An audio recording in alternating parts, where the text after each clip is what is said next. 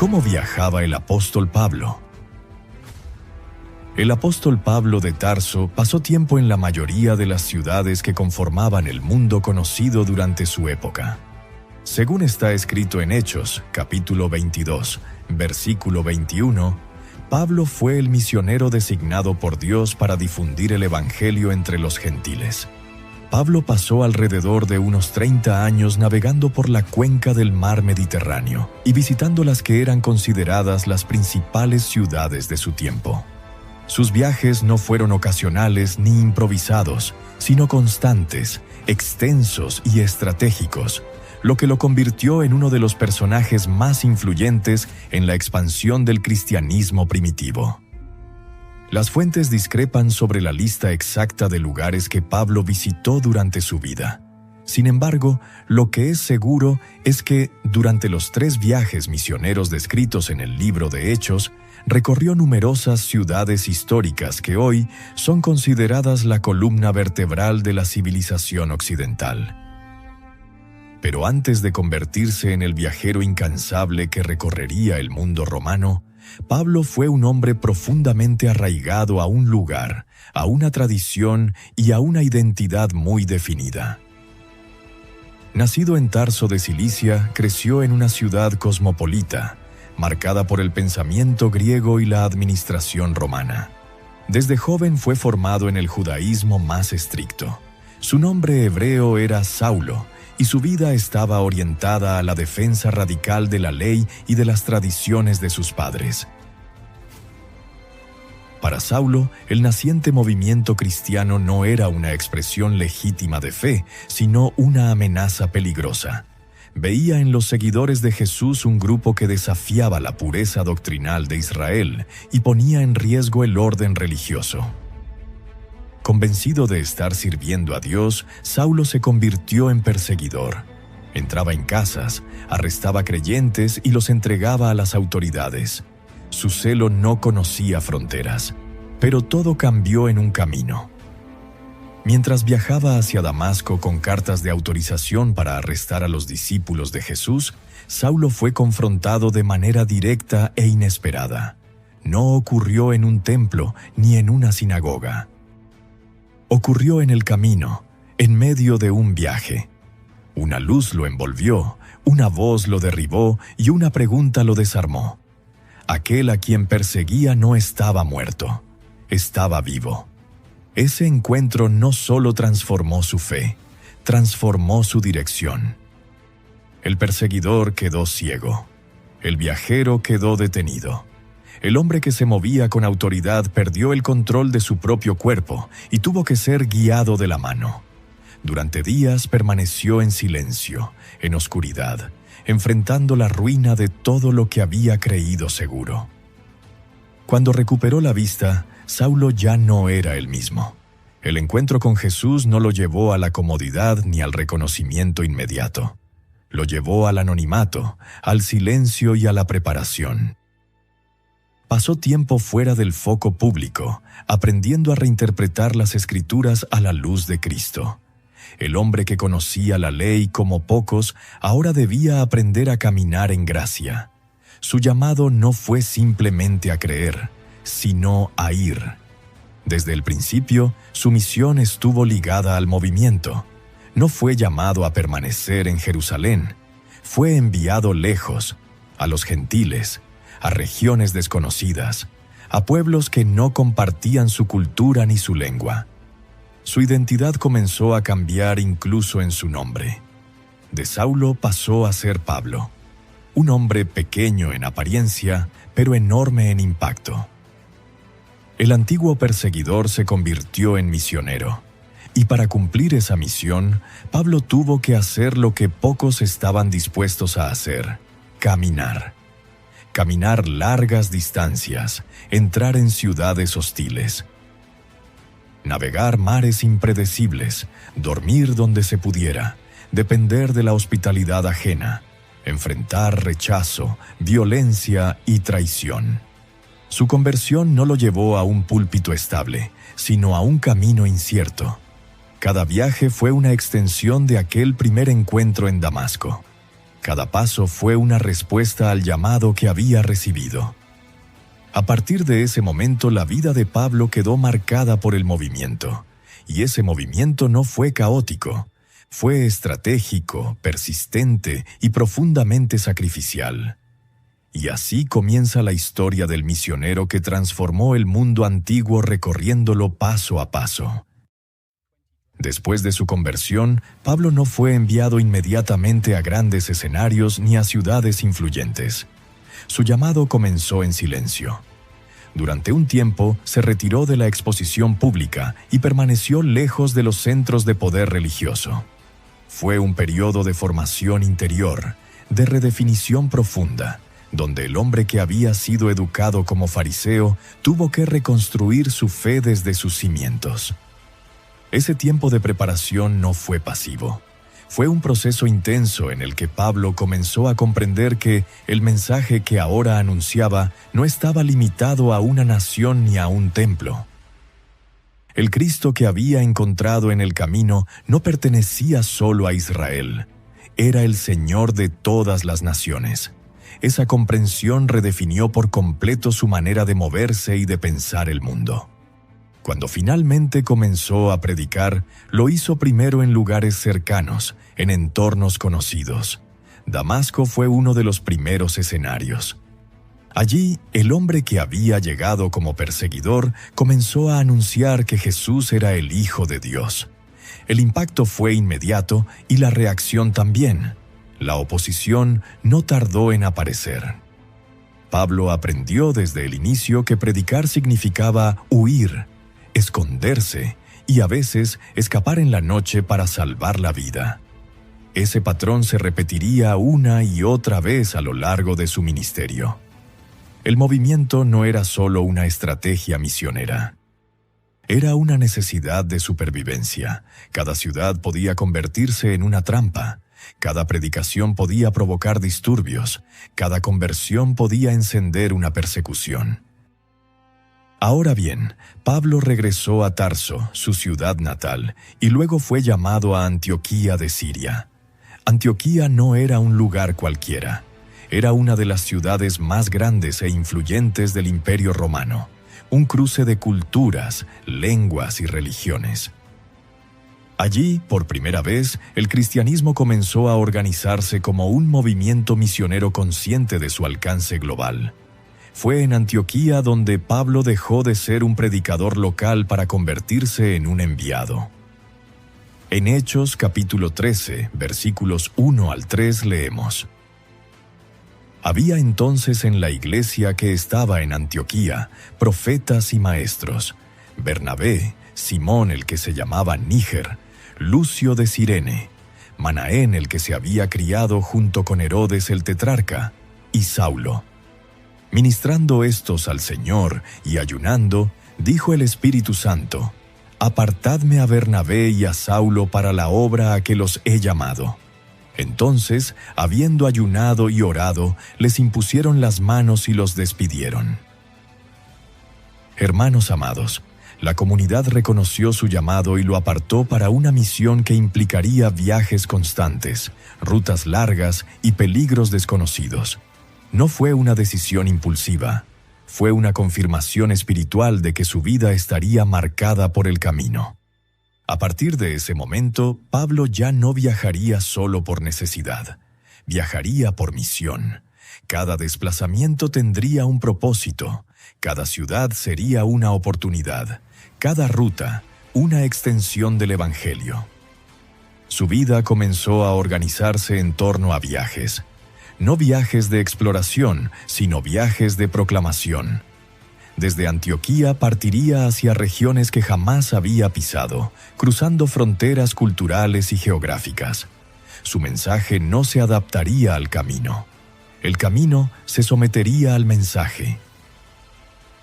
Y así, paso a paso, comenzó la historia del misionero que transformó el Mediterráneo antiguo, no con ejércitos ni con poder político, sino caminando, predicando y resistiendo.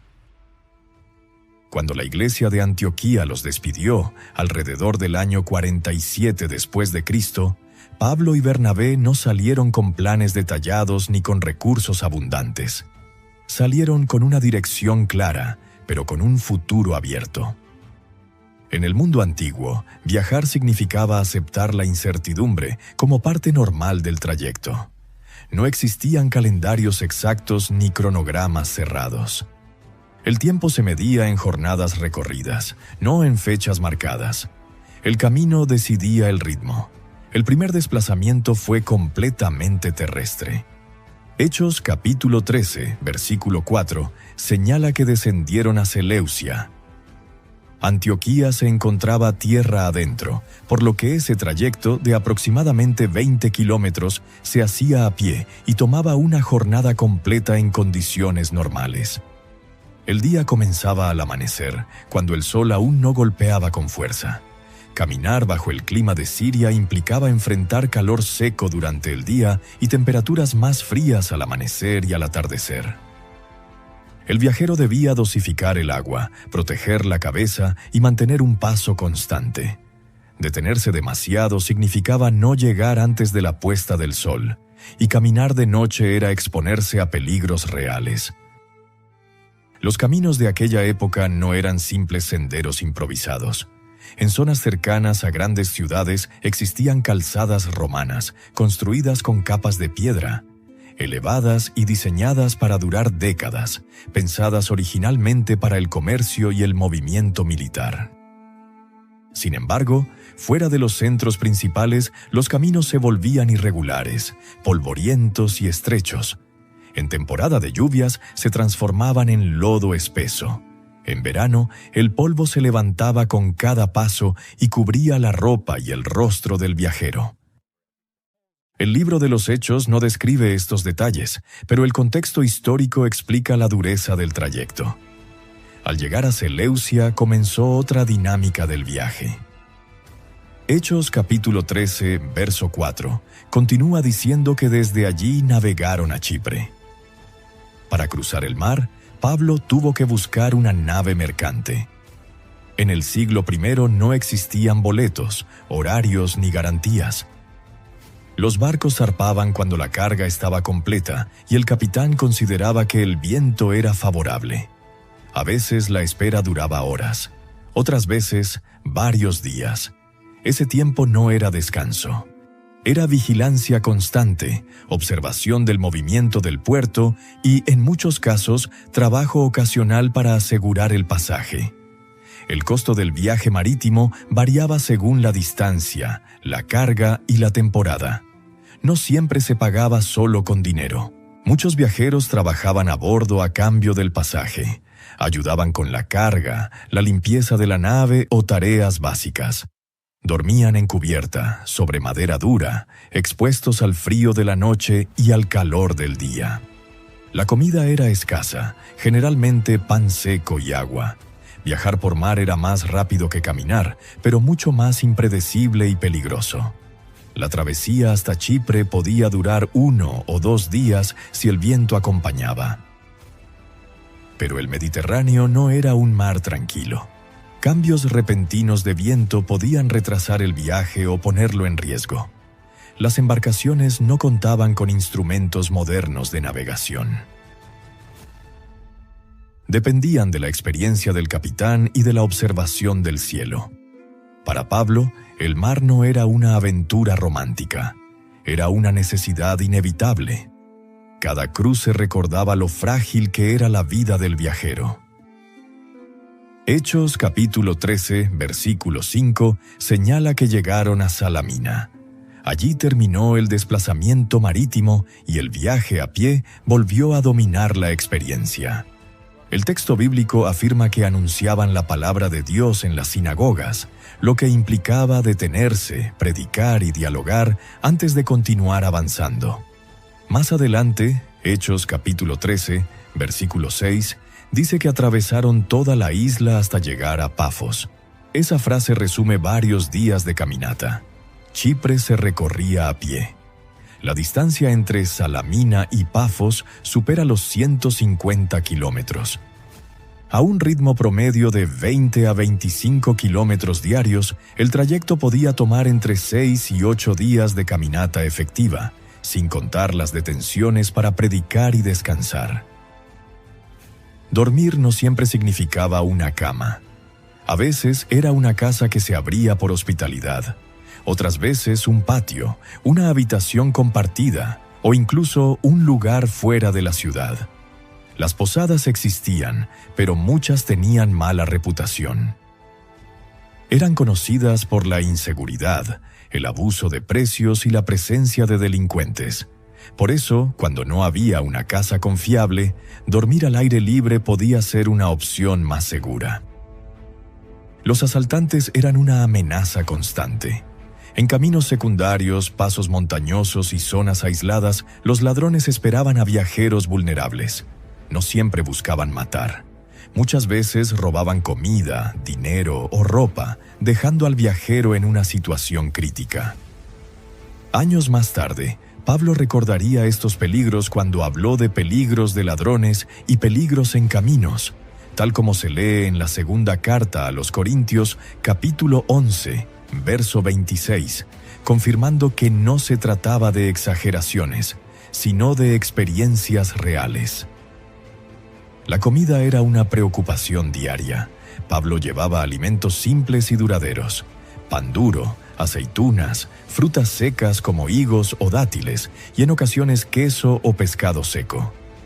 Comer caliente era raro. Muchas veces se comía a mitad del día, a la sombra de algún árbol, o al final de la jornada con lo poco que quedaba. Había días de abundancia y días de escasez. El hambre no era una idea teológica, era una experiencia real. Después de los acontecimientos en Chipre, el viaje continuó. Hechos capítulo 13, verso 13, dice que Pablo y sus compañeros navegaron desde Pafos y llegaron a Perge de Panfilia. Esta travesía marítima era más larga y peligrosa que las anteriores, ya en mar más abierto. En este punto, Juan Marcos se apartó de ellos y regresó a Jerusalén. El texto no explica las razones, pero el camino comenzaba a exigir más de lo que algunos estaban dispuestos a soportar. Al llegar a Perge, el viaje se volvió más duro. Hechos capítulo 13, verso 14, dice que subieron a Antioquía de Pisidia. Ese verbo indica un ascenso real desde la costa hacia el interior montañoso de Asia Menor. La distancia superaba los 160 kilómetros. A pie, ese trayecto podía tomar varias semanas. El terreno era irregular, el calor intenso durante el día y las noches frías en altura. Además, los pasos montañosos eran conocidos por la presencia de asaltantes y enfermedades. Cuando finalmente llegaron a Antioquía de Pisidia, el viaje físico se detuvo momentáneamente, pero comenzó una confrontación intensa. Hechos capítulo 13, versículos 16 al 41, registra uno de los discursos más extensos de Pablo.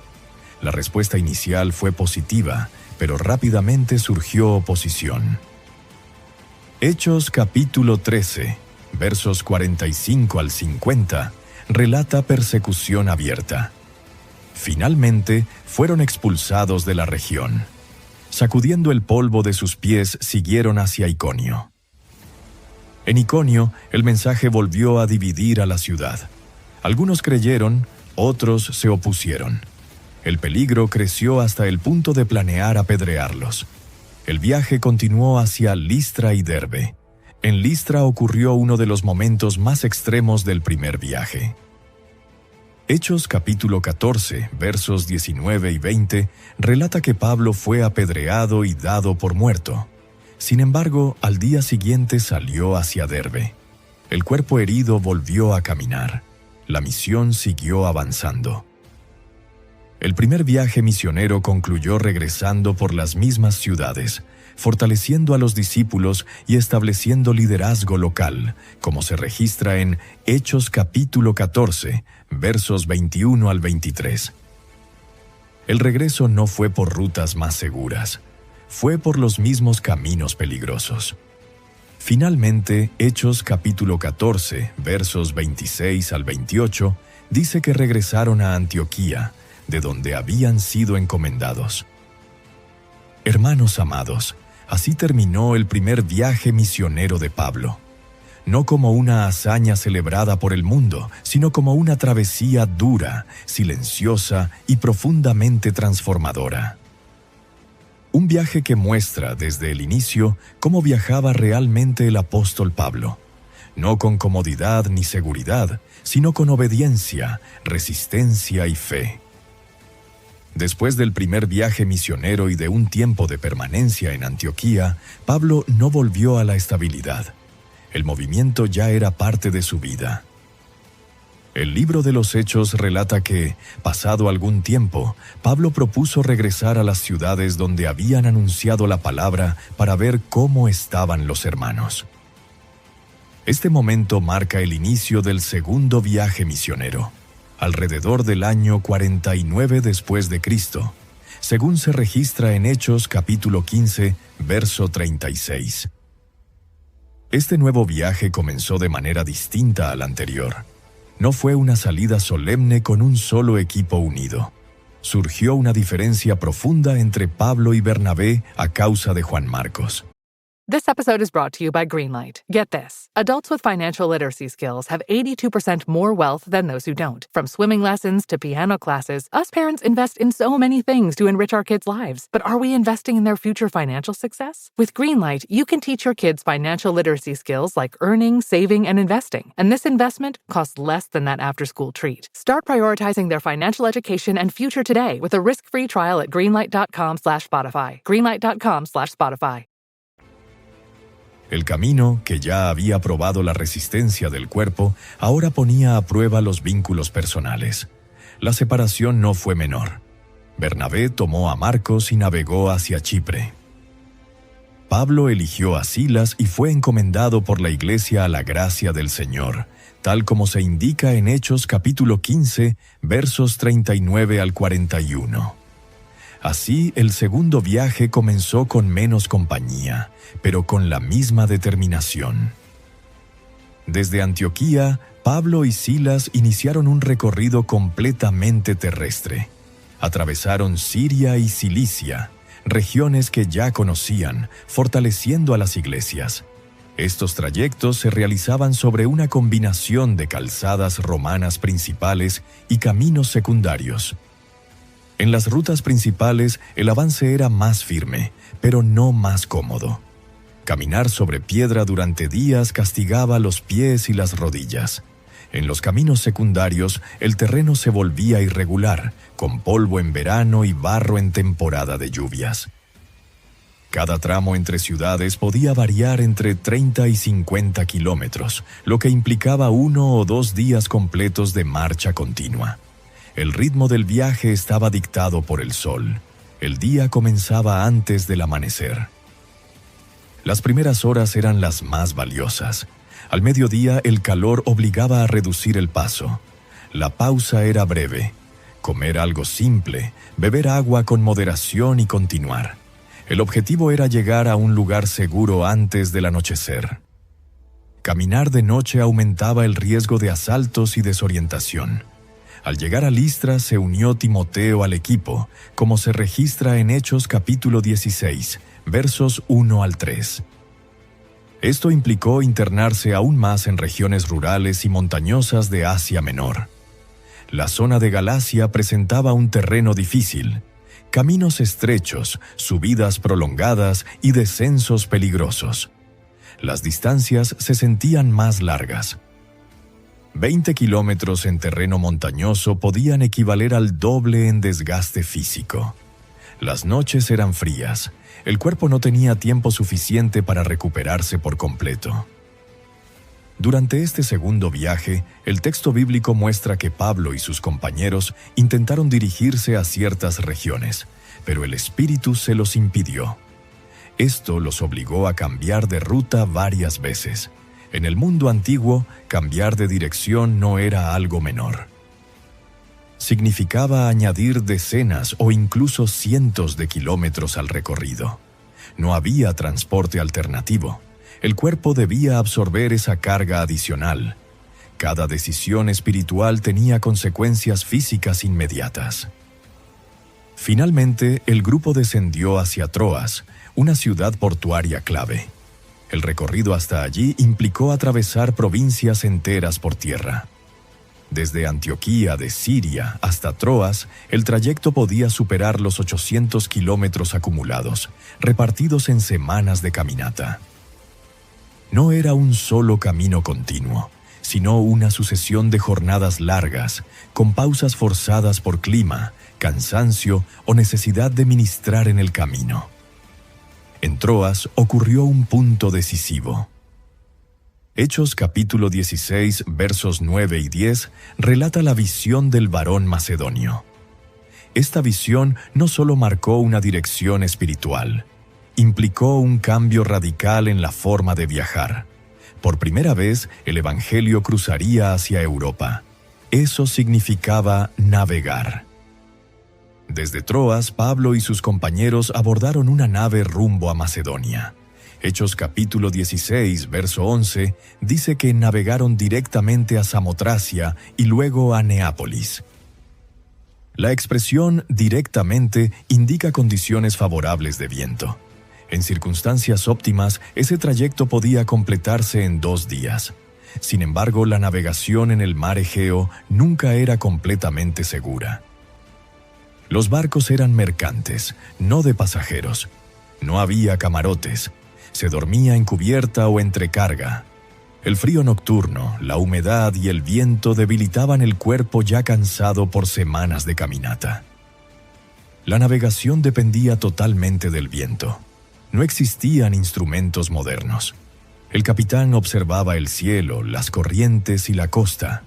Si el viento cambiaba, el barco debía reducir velocidad, desviarse o detenerse. El mar ofrecía rapidez, pero también vulnerabilidad absoluta. Al llegar a Neápolis, el viaje volvió inmediatamente a tierra. Desde allí caminaron hasta Filipos, una distancia aproximada de 15 kilómetros. Aunque Filipos era una colonia romana con buenas calzadas, Pablo no viajaba como ciudadano privilegiado. No había hospedaje asegurado. El texto bíblico muestra que no encontró una sinagoga formal y que predicó junto al río. El camino seguía definiendo el ministerio. Así continuó el segundo viaje, a pie por calzadas romanas, por senderos rurales, cruzando mares en naves de carga, enfrentando cansancio acumulado, escasez y peligro constante. El viaje no era un paréntesis entre mensajes, era el escenario donde el mensaje avanzaba. Cada kilómetro recorrido tenía un costo físico. Cada ciudad alcanzada implicaba jornadas previas de desgaste. El segundo viaje no fue más fácil que el primero. Fue más largo, más amplio y más exigente.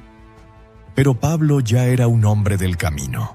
Y el camino, una vez más, se convirtió en el instrumento por el cual el Evangelio siguió avanzando. Después de completar el segundo viaje y de pasar un tiempo nuevamente en Antioquía, Pablo volvió a ponerse en marcha. El libro de los Hechos de los Apóstoles relata que salió otra vez recorriendo la región de Galacia y Frigia, confirmando a todos los discípulos, tal como se registra en Hechos capítulo 18, verso 23. El tercer viaje misionero comenzó alrededor del año 53 después de Cristo. Para Pablo, regresar al camino ya no era una novedad, era la forma normal de obedecer. Este nuevo recorrido no comenzó con prisa, pero sí con constancia. Pablo avanzó por regiones que ya conocía, pero eso no significaba facilidad. Volver a caminar por Galacia y Frigia implicaba atravesar terrenos elevados, con cambios bruscos de clima y caminos menos transitados. Estas zonas del interior de Asia Menor no estaban tan bien conectadas como las grandes rutas imperiales. Muchas veces el trayecto se hacía por senderos endurecidos por el paso humano y animal, sin pavimento, con piedras sueltas y pendientes pronunciadas. Cada jornada exigía atención constante para no torcer el pie, no perder el rumbo y no agotarse antes de tiempo. El ritmo seguía siendo el mismo que había marcado toda su vida misionera. El día comenzaba al amanecer. Se caminaba mientras el sol era soportable. Al mediodía se hacía una pausa breve, casi siempre a la sombra, para comer algo sencillo. Luego se retomaba la marcha hasta encontrar un lugar seguro antes del anochecer. En regiones interiores las aldeas podían estar separadas por largas distancias. No siempre había un punto claro donde pasar la noche. A medida que avanzaba hacia el oeste, Pablo se dirigió nuevamente a Éfeso. Hechos capítulo 19, verso 1, señala que llegó allí después de haber recorrido las regiones altas. Éfeso se convirtió en el eje central del tercer viaje, no porque dejara de moverse, sino porque desde allí el movimiento se multiplicó. Éfeso era una ciudad grande, activa, conectada por tierra y por mar con casi toda la provincia de Asia. Llegar hasta allí desde el interior implicó cientos de kilómetros acumulados en semanas de caminata. El cuerpo ya no era el de un hombre joven. El cansancio no desaparecía de un día para otro. Se arrastraba de etapa en etapa. Hechos capítulo 19, versos 8 al 10, muestra que Pablo permaneció en Éfeso un tiempo prolongado, enseñando diariamente. Pero esa permanencia no significó reposo físico. Desde la ciudad salía constantemente a los alrededores. El texto afirma que todos los que habitaban en Asia oyeron la palabra del Señor. Eso no ocurrió de forma pasiva. Implicó desplazamientos cortos pero frecuentes, visitas a ciudades cercanas, idas y regresos por caminos secundarios. This episode is brought to you by Indeed. Stop waiting around for the perfect candidate. Instead, use Indeed sponsored jobs to find the right people with the right skills fast. It's a simple way to make sure your listing is the first candidates see. According to Indeed data, sponsored jobs have 4 times more applicants than non-sponsored jobs. So go build your dream team today with Indeed. Get a $75 sponsored job credit at Indeed.com/podcast. Terms and conditions apply. Caminar 20 o 30 kilómetros en un día seguía siendo normal. El cuerpo se adaptaba, pero nunca dejaba de resentirse. Durante esta etapa, el sistema vial romano volvió a ser determinante. Las calzadas principales facilitaban el tránsito, pero también concentraban movimiento humano. Soldados, comerciantes, mensajeros imperiales y peregrinos compartían las rutas.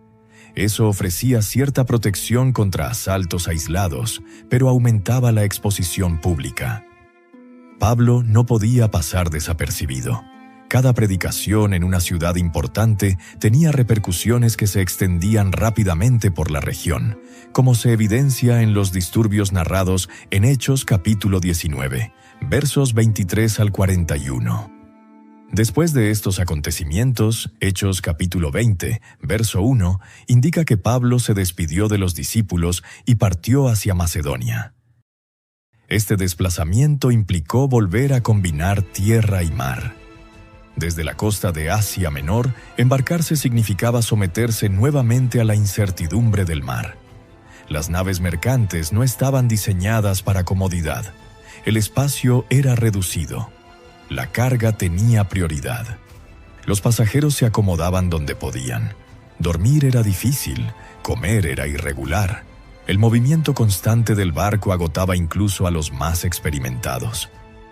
El cruce del mar Egeo podía ser rápido si el viento era favorable, pero nunca era seguro. Una tormenta podía obligar a cambiar de rumbo o a detenerse en un puerto inesperado. Cada día en el mar era una mezcla de espera, tensión y cansancio físico. El viajero no tenía control. Dependía del clima y del capitán. Para Pablo, estas travesías no eran excepcionales, eran parte normal de su obediencia. Una vez en Macedonia, el viaje volvió a ser terrestre. Hechos capítulo 20, versos 1 y 2, señala que recorrió aquellas regiones exhortando a los hermanos. Eso implicó caminar nuevamente por la Vía Egnatia y por caminos secundarios que conectaban ciudades y aldeas. Era una calzada sólida, pero implacable. Caminar sobre piedra durante días castigaba las piernas y la espalda. Las distancias entre ciudades seguían siendo largas. De una ciudad a otra podían pasar varios días de marcha continua. Desde Macedonia descendió otra vez hacia Grecia, donde permaneció 3 meses, según Hechos capítulo 20, verso 3. Corinto volvió a aparecer en su camino. El trayecto completo, sumando tierra y mar, implicó cientos de kilómetros adicionales. Pablo llegó con el cuerpo cargado de fatiga. El desgaste acumulado de años de viaje no se borraba con una pausa breve. Cuando llegó el momento de regresar, el texto bíblico indica que evitó un viaje marítimo directo debido a amenazas y decidió volver por Macedonia, como se lee en Hechos capítulo 20, verso 3. Eso significó repetir caminos ya recorridos, enfrentar nuevamente las mismas distancias y los mismos riesgos. El regreso no era más fácil que la ida. El cansancio acumulado hacía cada kilómetro más pesado. En Troas ocurrió uno de los episodios más intensos de este tercer viaje. Hechos capítulo 20, versos 6 al 12, relata cómo Pablo pasó la noche enseñando, consciente de que partiría al amanecer. Incluso el descanso nocturno fue sacrificado por la urgencia del mensaje y por la necesidad de seguir avanzando. El viaje no se detenía, solo cambiaba de forma. Desde Troas, Pablo continuó desplazándose por la costa. Hechos capítulo 20, versos 13 al 16, muestra que en algunos tramos eligió caminar mientras otros navegaban. Esa decisión no era casual. Caminar permitía controlar el ritmo, evitar esperas en puertos y avanzar aun cuando no había barcos disponibles. Pero también implicaba un esfuerzo físico enorme. Cada decisión logística tenía un costo corporal. Finalmente, el tercer viaje comenzó a cerrarse con el regreso hacia Jerusalén.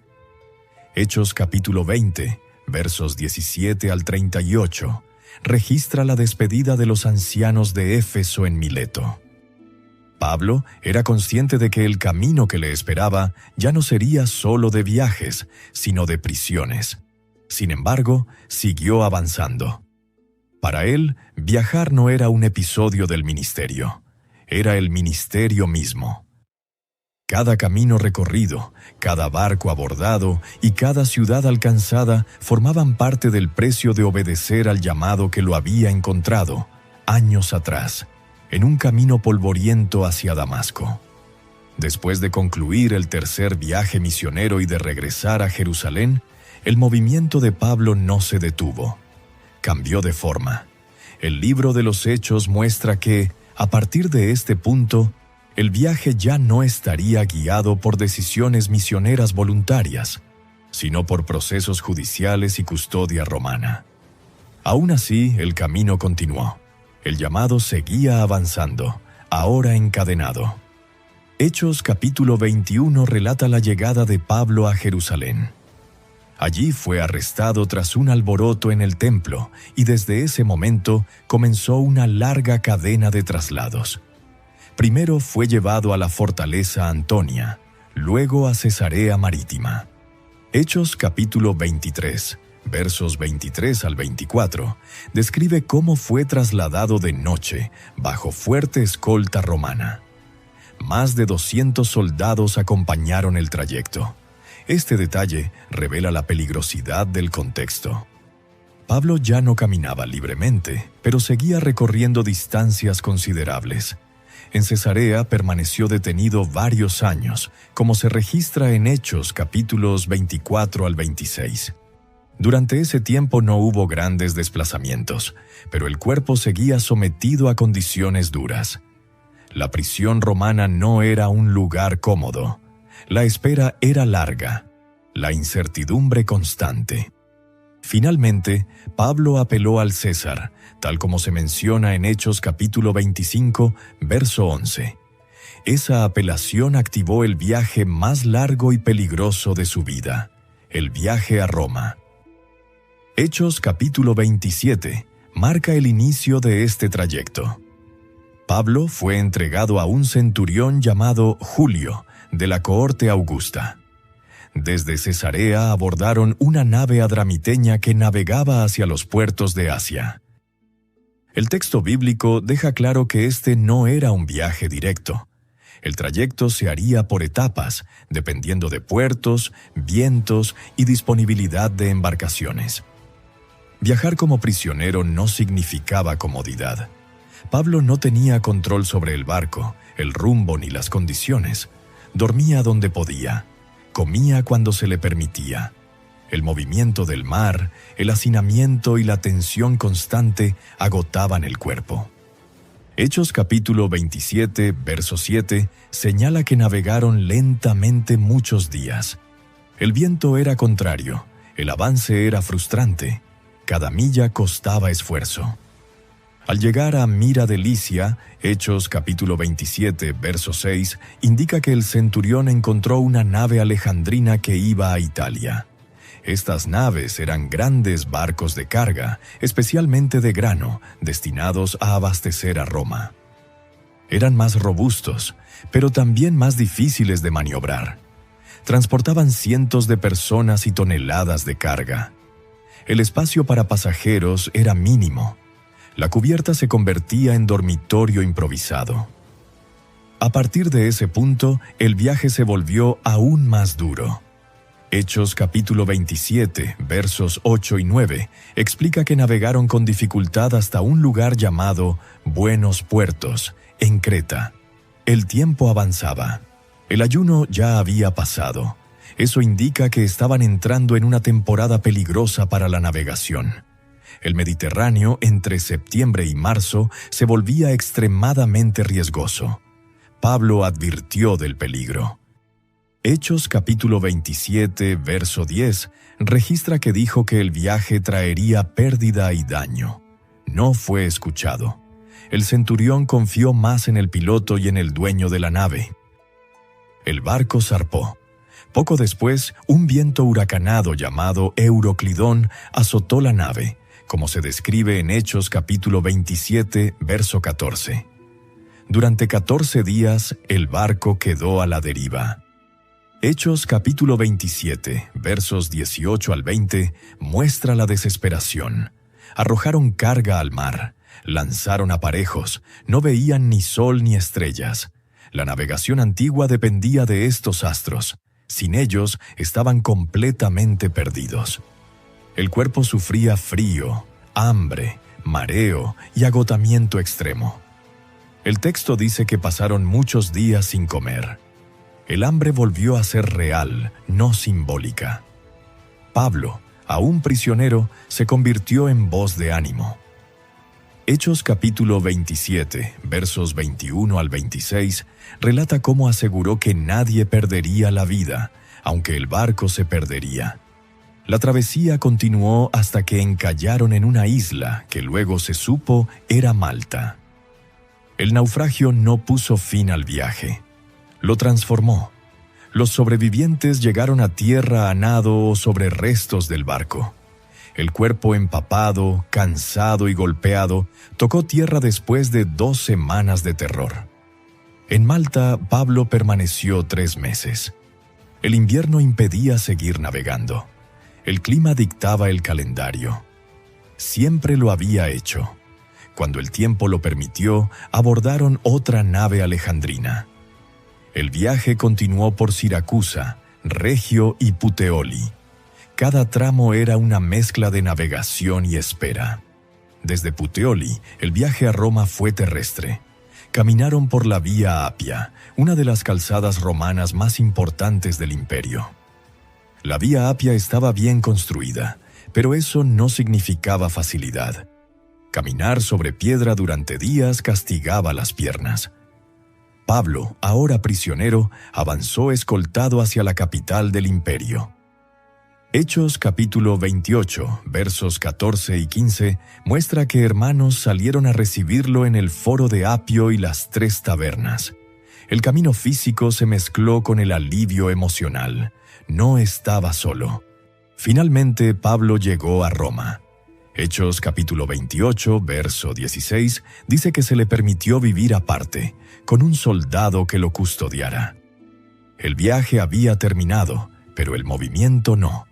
Incluso en Roma, encadenado, siguió recibiendo personas, enseñando y proclamando el reino de Dios. Así concluyó el viaje más largo de Pablo. No terminó con libertad, sino con cadenas. No terminó con descanso, sino con perseverancia. El camino que comenzó en Damasco terminó en Roma, y fue en Roma donde Pablo murió como mártir por su fe. Él ya había declarado su disposición a morir por Cristo, y el mismo Jesús había anunciado que sufriría mucho por causa de su nombre.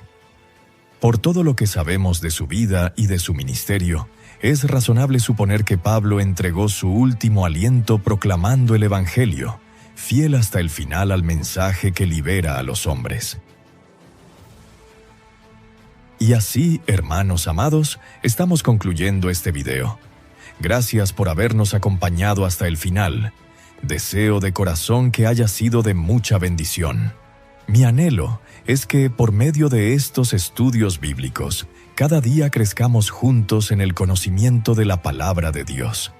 También me gustaría comentarles que, si desean apoyar este ministerio, la mejor manera de hacerlo es dándole me gusta a este video y suscribiéndose al canal. Es totalmente gratis. Dios les bendiga.